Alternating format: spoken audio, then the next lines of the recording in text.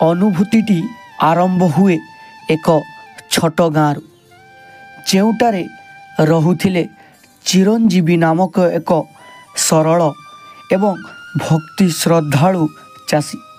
ସେ ପ୍ରତିବର୍ଷ ରଥଯାତ୍ରା ପାଇଁ ପୁରୀକୁ ଯାଉଥିଲେ। ତେବେ ଏହି ବର୍ଷର ଯାତ୍ରା ତାଙ୍କ ପାଇଁ ଏକ ବିଶେଷ ହେବାକୁ ଯାଉଥିଲା। ଚିରଞ୍ଜୀବୀ ଜନ୍ମ ହେଇଥିଲେ ଜଗନ୍ନାଥଙ୍କର ଭକ୍ତର ଘରେ। ସେ ଜଣେ ସରଳ ମଣିଷ। ପ୍ରତିଦିନ ସକାଳେ ଗୋସାଇଁଙ୍କ ନାମ ଉଚ୍ଚାରଣ କରି ଚାଷକୁ ଯାଉଥିଲେ। ତେବେ ଏହି ବର୍ଷ ସେ ଭାବିଲେ ଜୀବନରେ ପ୍ରଥମ ଥର ପାଇଁ ରଥ ଟାଣିବେ। ଗାଁ ଭିତରେ ଧନ ସଞ୍ଚୟ କରି ପରିବାରର ଅନୁମତି ନେଇ 3 ଦିନ ପାଇଁ ପୁରୀ ଯିବାକୁ ପ୍ରସ୍ତୁତ ହେଲେ। କିନ୍ତୁ ଏ ବର୍ଷ ରଥଯାତ୍ରା ଦେଖିବାକୁ ଯିବା ତାଙ୍କ ପାଇଁ ହୋଇଗଲା କାଳ। ତ ଏହି ସୁନ୍ଦର ଅନୁଭୂତିଟିକୁ ଆରମ୍ଭ କରିବା ପୂର୍ବରୁ, ଭିଡ଼ିଓଟିକୁ ଆଗକୁ ଦେଖିବା ପୂର୍ବରୁ ଯଦି ଚ୍ୟାନେଲକୁ ନୂଆ କରି ଆସିଥାନ୍ତି ତାହେଲେ ସବସ୍କ୍ରାଇବ୍ କରି ବେଲ୍ ଆଇକନ୍କୁ ଦବାଇ ଦେବେ ଏବଂ ଏହି ସୁନ୍ଦର ଅନୁଭୂତିଟିକୁ ଶୁଣି ମହାପ୍ରଭୁ ଜଗନ୍ନାଥଙ୍କ ଉପରେ ଶ୍ରଦ୍ଧା ଭକ୍ତି କରୁଥିଲେ କମେଣ୍ଟରେ ଜୟ ଜଗନ୍ନାଥ ଲେଖିଦେବେ। ତ ଆସନ୍ତୁ ଆରମ୍ଭ କରିବା ଏହି ସୁନ୍ଦର ଅନୁଭୂତିଟିକୁ। ସେ ଜନ୍ମର ପ୍ରଥମ ଥର ପାଇଁ ଶ୍ରୀମନ୍ଦିର ଦେଖି ହୃଦୟ ତାଙ୍କର ଭରି ଯାଇଥିଲା। ଲକ୍ଷ ଲକ୍ଷ ଲୋକ ରଥପଥ ଉପରେ ଜମା ହୋଇଥିଲେ। ସେ ମନେ ଭାବିଲେ, ମୋ ଭାଗ୍ୟ ଜଗନ୍ନାଥଙ୍କ ଦୟାରୁ ଖୋଲିଛି। ଜଗନ୍ନାଥଙ୍କ ରଥ ଚାଲିବା ଆରମ୍ଭ ହେଲା। ଚିରଞ୍ଜୀବୀ ମଧ୍ୟ ରଥ ଦଉଡ଼ିକୁ ଧରି ଟାଣିବାକୁ ଚେଷ୍ଟା କରିଲେ, କିନ୍ତୁ ତାଙ୍କ ପାଖରେ ଶକ୍ତି ନଥିଲା। ଏହି ସମୟରେ ଗୋଟିଏ ଆଶ୍ଚର୍ଯ୍ୟକର ଘଟଣା ଘଟିଲା। ରଥ ହଲଚଲ ହେଲା, ସ୍ଥାନ କମ୍ପି ଉଠିଲା, ଲୋକେ ଚିତ୍କାର କଲେ, ବଡ଼ ଘଣ୍ଟା ବାଜିଲା। ଏବେ ଚିରଞ୍ଜୀବୀ ଗଭୀର ଭକ୍ତି ଭାବେ ପ୍ରାର୍ଥନା କଲେ, ପ୍ରଭୁ, ଏଠି ଆସିଛି ମୋର ଜୀବନର ଏକମାତ୍ର ଅବସର, ମୋତେ ଅନୁଗ୍ରହ କରନ୍ତୁ। ଏହିପରି କହି ଗଭୀର ଶବ୍ଦ କରି ରଥ ଚାଲିଲା।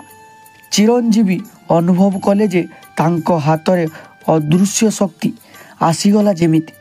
3 ଘଣ୍ଟା ଧରି ରଥ ଟାଣିଲେ। ତାଙ୍କ ଅଞ୍ଚଳ ଭିଜିଯାଇ ଘାମରେ ଓ ଆଖିରୁ ଲୁହ ଝରି ପଡ଼ୁଥାଏ। ସେ ଯିବାବେଳେ ଏକ ବୃଦ୍ଧ ତାଙ୍କୁ ଦେଖି ହସି କହିଲେ, ତୁମ ଭକ୍ତି ଆଗରେ ସବୁ ଫିକା। ତେଣୁ ରଥ ଚାଲୁନଥିଲା, ଏବେ ତୁମେ ଆସିଗଲ, ରଥରେ ହାତ ମାରିଦେଲ, ରଥ ଚାଲିବାକୁ ଆରମ୍ଭ କଲା। ଏତେ ଲକ୍ଷ ଲକ୍ଷ ଶ୍ରଦ୍ଧାଳୁ ଭକ୍ତଙ୍କ ଭିଡ଼ରେ କାହିଁକି ରଥଟି ଅଟକି ଯାଇଥିଲା? କିନ୍ତୁ ଜଣେ ଅଦ୍ଭୁତ ଭକ୍ତ, ଯାହାଙ୍କର ହାତ ଲାଗି ଆଜି ରଥ ଚାଲିବାକୁ ଆରମ୍ଭ କଲା। ଶ୍ରୀମନ୍ଦିରରେ ଲକ୍ଷ ଲକ୍ଷ ଭକ୍ତଙ୍କର ଗହଳି ଥିଲା, କିନ୍ତୁ ସମସ୍ତଙ୍କର ହାତରେ କ'ଣ ସେହି ଯାଦୁ ନଥିଲା ଯାହା ତୁମ ହାତରେ ଯାଦୁ ଥିଲା? ତୁମ ହାତର ଯାଦୁରେ ଆଜି ନନ୍ଦିଘୋଷ ରଥ ଚାଲିବାକୁ ଲାଗିଲା। ପୁରୀରେ ଲକ୍ଷ ଲକ୍ଷ ଶ୍ରଦ୍ଧାଳୁଙ୍କର ଭିଡ଼ ଥାଏ, କିନ୍ତୁ ସେହି ଜଣେ ଭକ୍ତ ଯାହାଙ୍କର ହାତ ଲାଗି ଆଜି ନନ୍ଦିଘୋଷ ରଥ ଘୁଞ୍ଚିବାରେ ଲାଗିଥିଲା। ଏହା ଦେଖି ସମସ୍ତ ଭକ୍ତ ଆଶ୍ଚର୍ଯ୍ୟ ହୋଇଯାଇଥିଲେ। ସେ ବୃଦ୍ଧ ପଛେ ଏହି କଥା କହିଦେଇ ଚିରଞ୍ଜୀବୀକୁ ଏକ ଦୃଷ୍ଟି ଅଦୃଶ୍ୟ ହୋଇଗଲେ।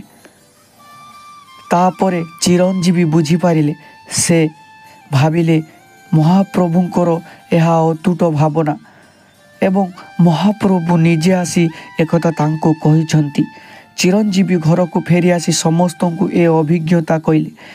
ଗାଁର ଲୋକେ ତାଙ୍କୁ ଭାଗ୍ୟଶାଳୀ ଭକ୍ତ ବୋଲି ଅଭିନନ୍ଦନ କଲେ। ତାଙ୍କ ଜୀବନର ଏହି ଦିନ ହେଲା ସବୁଠାରୁ ପବିତ୍ର ଦିନ। ଭକ୍ତ ଚିରଞ୍ଜୀବୀ ରଥ ଟାଣିବାକୁ ଯାଇ ତାଙ୍କ ସହିତ ମହାପ୍ରଭୁଙ୍କର ଏହି ଅଦ୍ଭୁତ ଲୀଳା ସେ କେବେ ବି ଭୁଲି ପାରନ୍ତି ନାହିଁ ଏବଂ ପ୍ରତ୍ୟେକ ବର୍ଷ ସେ ମହାପ୍ରଭୁଙ୍କର ରଥ ଟାଣିବା ପାଇଁ ପୁରୀ ଜଗନ୍ନାଥ ମନ୍ଦିରକୁ ଯାଆନ୍ତି। ଏବଂ ସେଠାରେ ମହାପ୍ରଭୁଙ୍କୁ ଦର୍ଶନ କରି ତିନି ରଥକୁ ଟାଣି ପୁଣି ଘରକୁ ଫେରି ଆସନ୍ତି। ତ ଏହି ସୁନ୍ଦର ଅନୁଭୂତିଟି ଆପଣମାନଙ୍କୁ କେମିତି ଲାଗିଛି ଆମକୁ ମତାମତ ଦ୍ୱାରା ନିଶ୍ଚିତ ଭାବରେ ଜଣାଇବେ ଏବଂ କମେଣ୍ଟରେ ମହାପ୍ରଭୁଙ୍କ ଉଦ୍ଦେଶ୍ୟରେ ସୁନ୍ଦର କମେଣ୍ଟଟିଏ ଲେଖିଦେବେ। ଜୟ ଜଗନ୍ନାଥ। ମୁନା ସାଧାରଣ ଜୀବନ ଜୀବିକା କରୁଥିଲେ।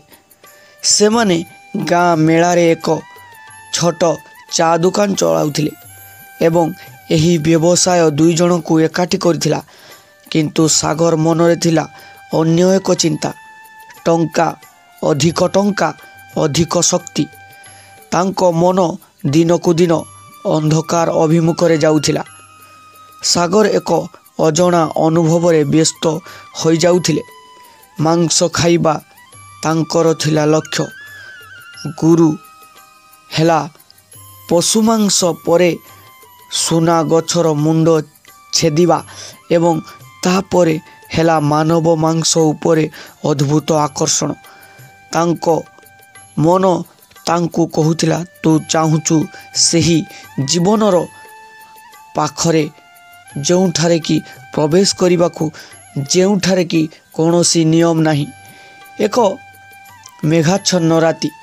ମେଳା ଶେଷ ହେବା ପରେ ସେମାନେ ଦୁଇ ଜଣ ଜଙ୍ଗଲରେ ଏକ ନିଆଁ ଲଗାଇ ଡ୍ରିଙ୍କ କରିବାକୁ ଲାଗିଲେ। ସାଗର ପୂର୍ବରୁ ଯୋଜନା କରିଥିଲେ। ସେମାନେ ମୁନାକୁ ମଦ ପିଆଉଥିଲେ, ତାପରେ ଗୋଟିଏ ଧାରୁଆ ଅସ୍ତ୍ର ନେଇ ସିଧା ତା ବେକରେ ଘଷିଦେଲେ। ମୁନା ଛଟପଟ ହେଲେ, କିନ୍ତୁ ନିଜ ସାଙ୍ଗରୁ ଏମିତି ଆକ୍ରମଣ ଆସିବ ବୋଲି କେବେ ଚିନ୍ତା କରିନଥିଲେ। ସାଗର ମୃତ ଦେହକୁ ଚିରିକି ତାହାର ମାଂସ ଖାଇଲେ। ସେ ଏକ ଅଦ୍ଭୁତ ଆନନ୍ଦ ଅନୁଭବ କଲେ। ତାଙ୍କର ମନ ଏହି କାର୍ଯ୍ୟରେ ଶାନ୍ତି ମିଳିଲା। ଆଉ ତାଙ୍କୁ ଲାଗିଲା, ମୁଁ ଏହାକୁ ପୁଣି କରିବି। ଗାଁ ଲୋକେ ମୁନା ନାହିଁ ହେବାରୁ ଚିନ୍ତା କଲେ।